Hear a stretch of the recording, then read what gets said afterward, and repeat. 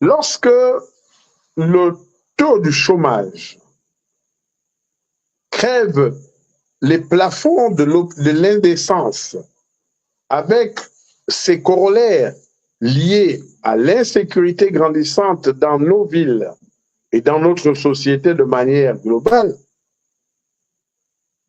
avec la mauvaise impression que nous n'avons plus le droit de rêver chez nous parce que les dés semblent piper d'avance, nous avons malheureusement comme seule issue possible les coups d'État anticonstitutionnels, vu que les tenants du pouvoir, contre tout bon sens, s'arc-boutent sur leur position, avantages et autres prébendes. Pourquoi, par exemple, au Gabon, devrions-nous accepter de subir le matraquage médiatique des radios comme BFM, qui passent leur temps à matraquer le Rassemblement national de Marine Le Pen, quand depuis 1960 que nous sommes censés être indépendants, nous, par exemple au Gabon, nous ne voyons pas le bout du tunnel de nos malheurs, et ce, malgré les grands principes,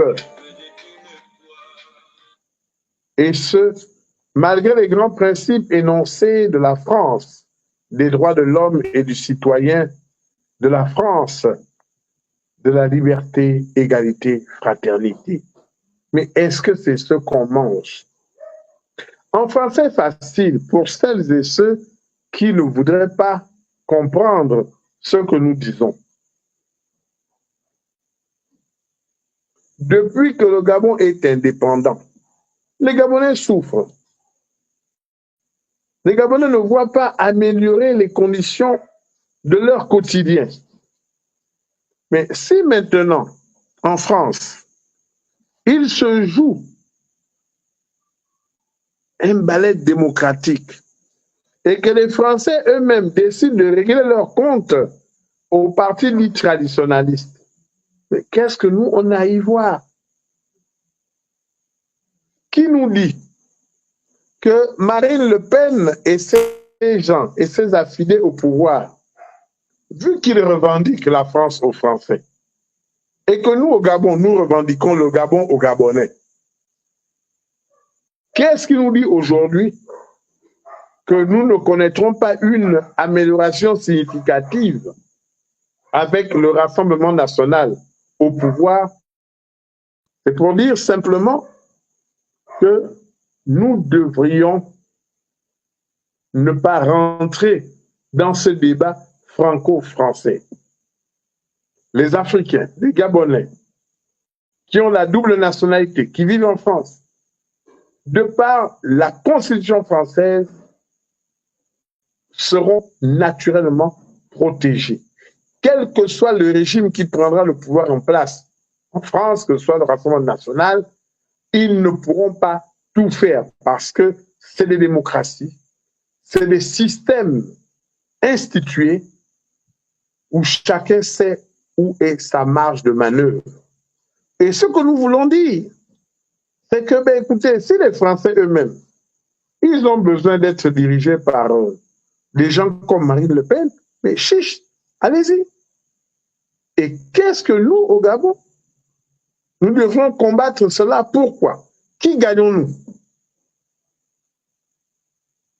Est-ce que ce n'est pas l'opportunité pour nous, justement, de revoir, sinon de remettre en cause certains contrats que nous connaissons et que nous qualifions de léonins, qui ne nous avantagent pas?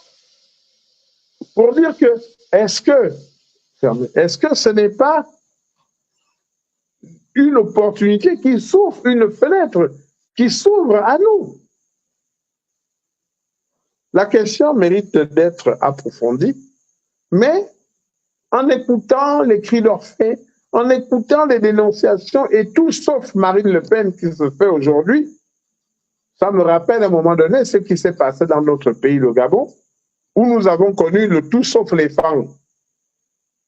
Alors, attention. Évitons de raisonner avec la passion, avec le cœur. Évitons à tête froide et regardons ce qui nous importe, ce que nous gagnons. C'est l'objet principal du thème de ce soir. Les élections anticipées, élections législatives anticipées en France, la montée en puissance du Rassemblement national de Marine Le Pen, est-ce ou non une opportunité, une aubaine ou non pour les autorités de la transition au Gabon?